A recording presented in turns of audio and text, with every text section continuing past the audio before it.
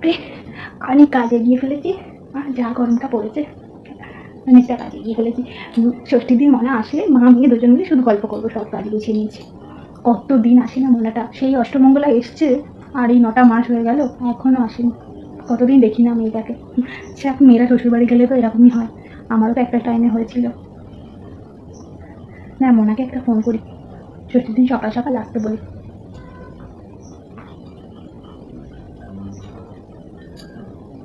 Hello, হ্যাঁ মোনা, ভালো আছিস?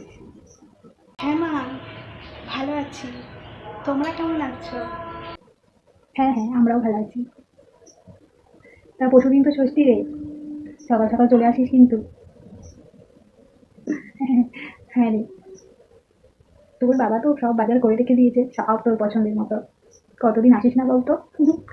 কতদিন দেখি না, তোর সব পছন্দের মতো সব কিছুই এনে রেখেছে তোর বাবা। সকাল সকাল কিন্তু চলে আসিস, আর এবার কিন্তু এসে 1 সপ্তাহ থেকে যাস। শাশুড়ি মাকে বলে আসিস।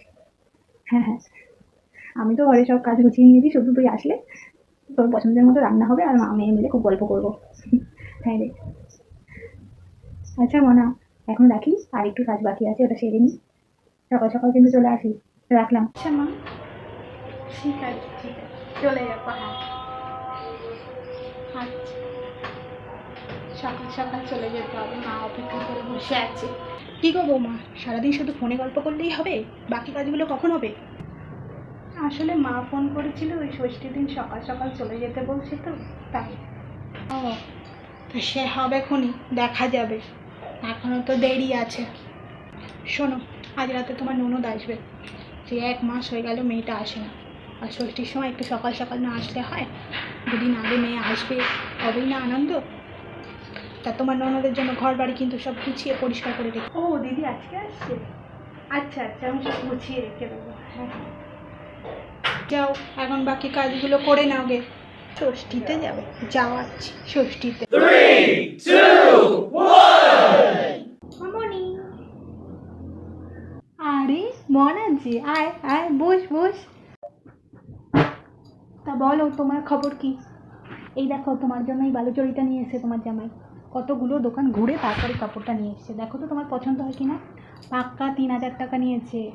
তোমার তো বালুচরি নেই, তাই ভাবলাম এটাই নিয়ে আসি। এই চলে আসি, কই দেখি দেখি। বাহ বাহ, খুব সুন্দর হয়েছে, খুব সুন্দর। প্রত্যেক বাড়ি তো জামাই দামি দামি কাপড় নিয়ে আসে, খুব সুন্দর হয়েছে। জামাই আমাদের পুরো হিরো, কোনো কথা হবে না। আমার বৌমাটি কোথায়? সে কি মহারানী কি চলে গেছে বাপের বাড়ি? না না, বাপের বাড়ি কেন যাবে, ওর তো রান্নাঘরে আছে। দিদি, কেমন আছো? কখন আসলে? ও ভালো আছি, তুমি কেমন আছো? তা তোমার মায়ের জন্য কি কাপড় নিয়ে আসলে? ষষ্ঠীতে দেবে বলে নিশ্চয়ই দামি কাপড় নিয়ে এসছো। না এখনো কেনা হয়নি, ওই যাওয়ার পথে একটা পিওর সিল্ক নেবো ভাবছিলাম। ওইসব কেনার দরকার নেই, বাবুকে আমি বারণ করে দেবো। অত টাকা খরচা করতে পারবে না আমার বাবু, বেকার অত টাকা খরচা করার কোনো দরকার নেই। কিচ্ছু কিনতে হবে না, আগে যাওয়া হয় কিনা দেখো। কেন না? যাও, তোমার নন্দদের জন্য একটু জল খাবার বানিয়ে নিয়ে এসো। কি ব্যাপার মা, বৌমাকে কি যেতে দেবে না নাকি? আরে হ্যাঁ হ্যাঁ, ওকে কে বাপের বাড়ি যেতে দেবে? ও বাপের বাড়ি গেলে কালকে কাজগুলো কে করবে? অত রান্না অত কিছু, তুই আর আমি তো গল্পই করবো। ও বাপের বাড়ি যেতে দিলে হবে নাকি? আর এখন গেলেই আমার ছেলের কত খরচা জানিস? গেলেই তো তোর ভাইয়ের কাপড় মিষ্টি কত কিনে যেতে হবে। বাপের বাড়িটাই যাওয়ার দরকার নেই, কোনো ষষ্ঠী ষষ্ঠী পালন করতে হবে না। তা ভালোই করেছো, মা মেয়ে দুজনে মিলে গল্প করবো আর বৌমা কাজ করবে, তাই তো? তোমার বুদ্ধি না তুলনা করা যায় না, ঠিকই করেছো।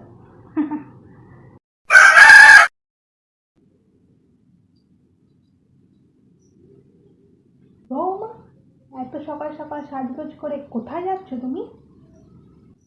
হ্যাঁ মা, কেন ওই বাড়ি বাপের বাড়ি ষষ্ঠীতে যাচ্ছি। কি, কিসের বাপের বাড়ি? কোনো বাপের বাড়ি যাওয়ার দরকার নেই, যাবো না। এটা তো আমার প্রথম ষষ্ঠী, আমার মা বাবা অপেক্ষা করে বসে আছে। বাপের বাড়ি যাওয়ার দরকার নেই, রান্নাঘরে বাজার আছে, আমার জামাইয়ের জন্য চিংড়ি মাছের মালাইকারি, খাসির মাংস, চাটনি, আর আরও অনেক বাজার আছে, কাতলা মাছ, সব রান্না তুমি করবে। কোনো ষষ্ঠী ফষ্ঠী করার দরকার নেই। এখন কি আমি রান্নাঘরে দাঁড়িয়ে দাঁড়িয়ে রান্না করতে যাবো? হ্যাঁ, তোমার কোনো জ্ঞান গম্ভীর নেই। যাও রান্নাঘরে গিয়ে রান্নাগুলো সেরে ফেলো, কোনো ষষ্ঠী টষ্ঠী কোনো কিছু দরকার নেই। আমি আমার বাবুকে বলে দেবো, ও কোথাও যাবে না, ষষ্ঠী করবে। আচ্ছা ঠিক আছে। ঠিক আছে। দেখ, সব রান্না কমপ্লিট হয়ে গেছে, এবার মনে আসার অপেক্ষা। কটা বাজে দেখি তো, এই 12টা বাজে, মনে এখনো আসলো না। ওকে যে বললাম সকাল সকাল চলে আসিস, একটা ফোন করে। সকাল থেকে কতবার ফোন করছি, কি যে বলি, আবার ফোন করছি না, বলেই দি। হ্যাঁ রে না, তোকে যে বললাম সকাল সকাল চলে আসিস, 12টা বেজে গেছে, এখনো আসলি না। হ্যাঁ মা, আমি যেতে পারছি না মা। সে কি রে, কি বলছিস তুই, আসবি না? তোর তো এটা প্রথম জামাই ষষ্ঠী, তুই আসবি না? তোর বাবাকে কত আশা করে তোর জন্য সব বাজার করে আনলো, আর আমিও তো কত আশা করেছিলাম যে মা মেয়ে কতদিন বাদে দেখা হবে, গল্প করবো। তুই আসতেই পারছিস না। তুই শাশুড়ি মাকে তুই বল না, শাশুড়ি মা আসবি না? মেয়েদের জীবনটাই এরকম রে মা। ঠিক আছে, ঠিক আছে, পরে আসিস অন্য সময়। আচ্ছা, রাখো। কি জীবন না মেয়েদের, বাড়ির বাড়ি আসতে পারে না। নিজের মেয়ে মহারানী আর পরের মেয়ে চাকরানী, কি জীবন না মেয়েদের। শ্বশুরবাড়ি আসলেই সব কিছুই পাল্টে যায়।